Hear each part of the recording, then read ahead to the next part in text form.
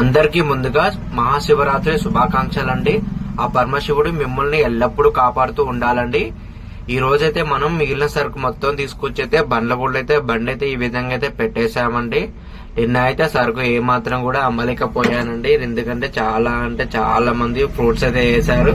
అందువల్ల బిజినెస్ అయితే కొద్దిగా అయితే డల్ అయిపోయింది.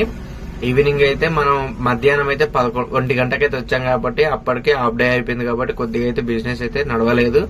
సాయంత్రం ఒక 5:30 నుంచి అయితే మనం 9 దాకా బిజినెస్ అయితే కంటిన్యూగా అయితే నడిచిందన్న.